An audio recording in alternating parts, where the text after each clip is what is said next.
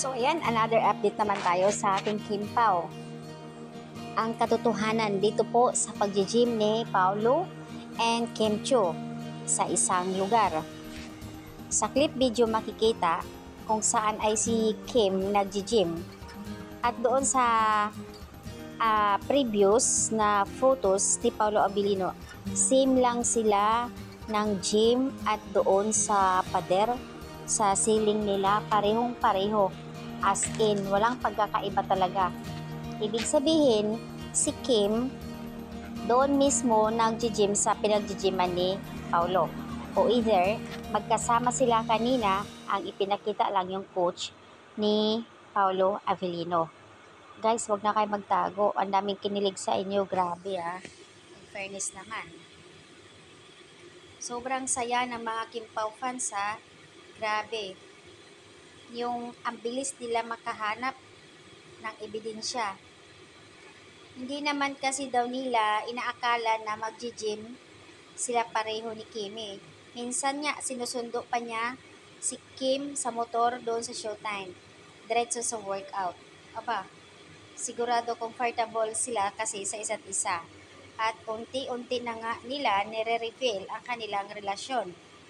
Couple naman talaga sila ayon sa comment. Ang saya ng puso ko.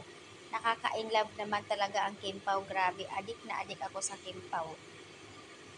Ngayon, pansinin nyo guys, si Kim every morning yan, 5 AM nagwo-workout yan. At saka nakapagtataka lang din kasi si Kim may sariling gym yan Mayroon siyang yung treadmill, mga bike, kung ano-ano, kumpleto siya. And then, 5 AM yan, lumalabas din, or 6, iikot na yan, nagji-jogging. Ngayon, hindi mo na makikita siya mag-solo. At hindi na, bihira na siya mag-gym doon sa sarili niyang gym. Kaya pala, so baka nga, sabi ng iba, baka sinabihan ni Pao na mas maganda na may kasama ka mag-gym kasi nga para hindi boring. Kaya siguro, ayan, magkasama sila ni Paolo. Indeed na nga. Walang lusot nga ang Kim Pao, grabe. Na-welcome na nga po ang teammates. Grabe Paano na si Kuya Kim? Haha. Di na talaga magpahiwala yung dalawang mag-asawa na yan.